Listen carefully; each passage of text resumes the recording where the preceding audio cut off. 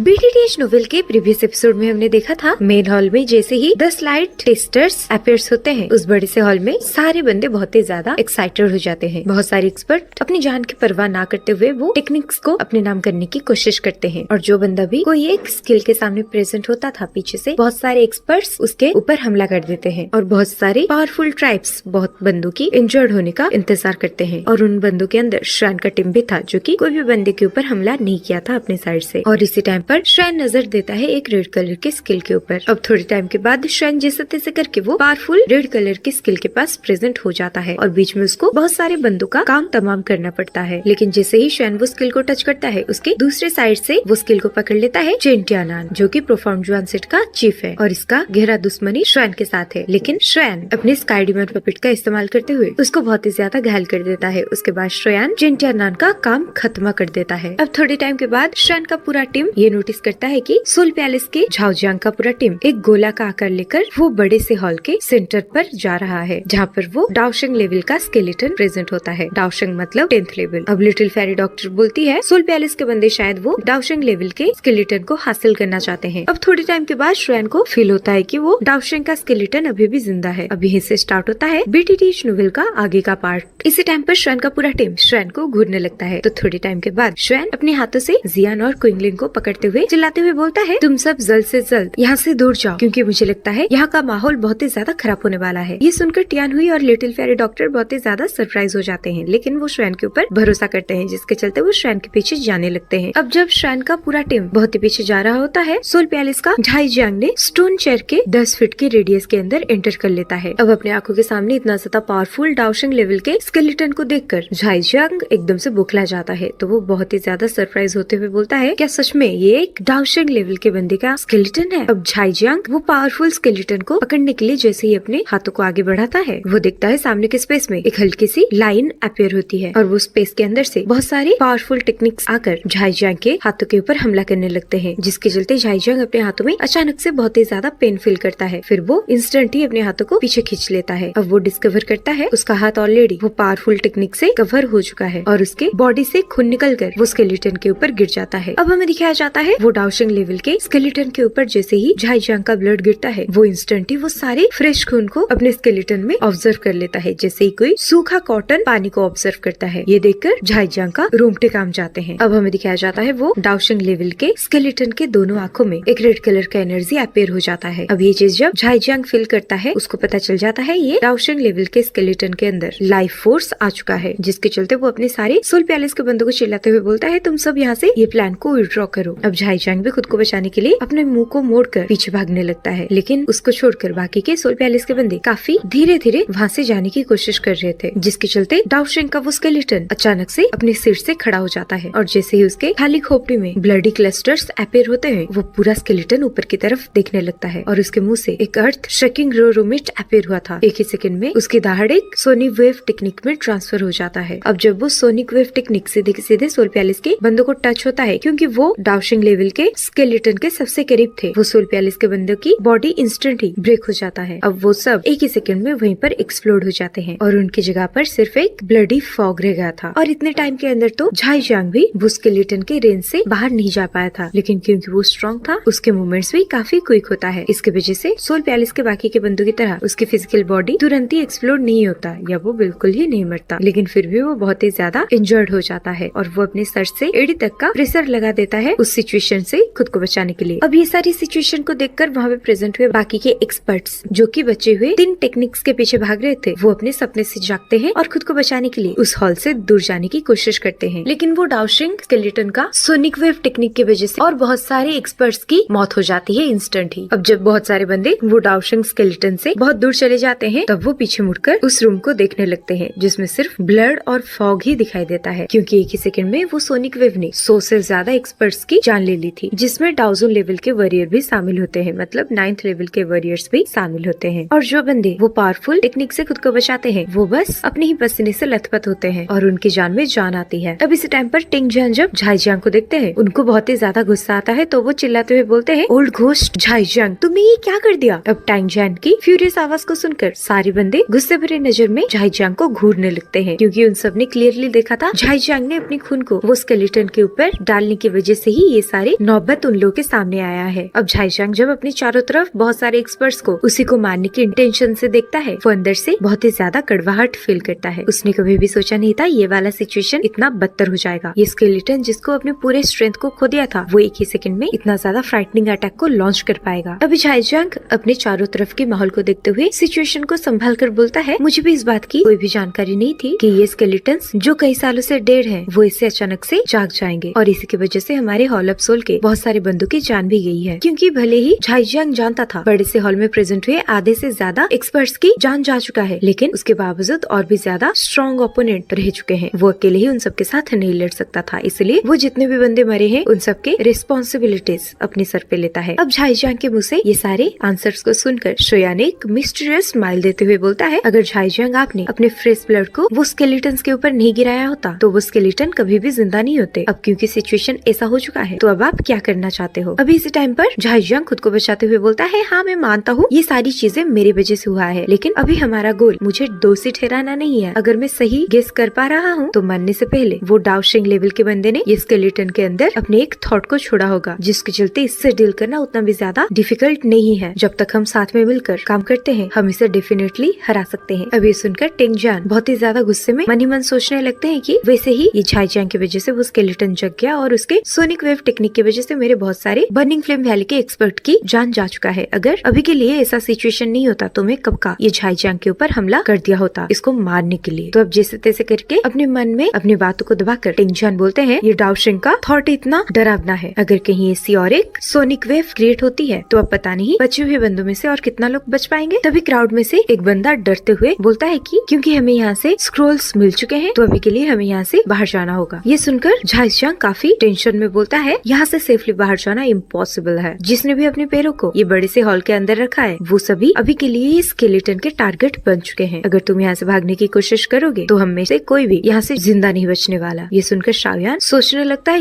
है ये झाइशांग डाउशिंग लेवल के स्केलेटन के पीछे हाथ धो के पड़ा है। ये सुनकर जो भी बंदे वो बड़े से हॉल के अंदर से भागने की कोशिश कर रहे थे वो अपनी जगह पर ही थम जाते हैं। अब थोड़े टाइम के बाद सब देखते हैं उनके सामने जो पावरफुल स्केलेटन बैठा हुआ था वो धीरे धीरे करके अपनी हड्डियों को मसलने लगता है, जिसके चलते वो पूरे कमरे में पिन ड्रॉप साइलेंस फैल जाता है और सिर्फ वो हड्डियों की कड़कने की आवाज ही गूंजने लगता है। ये सुनकर बहुत सारे बंदे अपनी मौत को अपने आंखों के सामने देख पा रहे होते हैं। अब धीरे धीरे करके उनके सामने जो ब्लड और फॉक्स प्रेजेंट हुए थे वो धीरे धीरे करके डिसअपियर होने लगते हैं। अब धीरे धीरे करके वहाँ पे प्रेजेंट हुए सारे एक्सपर्ट को ये फील होने लगता है कि जैसे कोई पावरफुल बंदा उनके दिल पर अपने पैर को रख रहा है। अब श्रेयान पीछे मुड़कर लिटिल फेरी डॉक्टर और अपने बाकी के दोस्तों को बोलता है, आप सब लोग केयरफुल रहना और हमें बिल्कुल भी सेपरेट नहीं होना है। और जैसे कि हम सबको पता है ये वाला सिचुएशन अभी के लिए कंट्रोल से बाहर जा चुका है, तो अगर ये डाउशिंग लेवल का स्केलेटन दोबारा से जिंदा हो जाता है तो यहाँ का सिचुएशन बहुत ही ज्यादा डरावना हो जाएगा। दरअसल ये सिचुएशन में अगर किसी ने भी कोई भी गलत कदम उठा ली तो सिर्फ एक बंदे की वजह से सबकी जान चली जाएगी और यहाँ पे ये पूरे कमरे में कोई ऐसा बंदा प्रेजेंट नहीं है जो कि ये डाउशिंग लेवल के स्केलेटन के ऊपर भारी पड़ सकता है या उसके साथ बराबर की टक्कर दे सकता है। अब हमें दिखाया जाता है वो पावरफुल स्केलेटन एकदम से चलते हुए आगे आ जाता है और वो चिल्लाते हुए बोलता है, ये रोमेंस पर पैर रखने वाले हर एक इंसान को यहीं पर ही मरना होगा। अब हमें दिखाया जाता है वो स्केलेटन के पूरे हड्डियां लाल हो जाते हैं और वो बड़े से कमरे में बाकी के जो 2 स्किल्स बच गए थे वो अब वही स्केलेटन के चारों तरफ इर्द गिर्द मंडराने लगते हैं। और ये सिचुएशन को देखकर किसी का भी हिम्मत नहीं होता कि वो शेर के मुंह में हाथ डालकर वो स्किल्स को अपने नाम करे। इसी टाइम पर झाइशांग सबको बोलता है, आप सबको परेशान होने की बिल्कुल भी जरूरत नहीं है। ये डाउशिंग लेवल के स्केलेटन के इंटीरियर में बस वो रोमेंस स्पिरिचुअल एसेंस रह गया है जिसे डाउशिंग के वॉरियर ने अपने लिए छोड़ा है। ऐसी बात नहीं है कि हम इसे हरा नहीं सकते। अगर हम इसे हराना चाहते हैं तो हम सबको एक साथ मिलकर ही काम करना होगा, क्योंकि अगर हम अकेले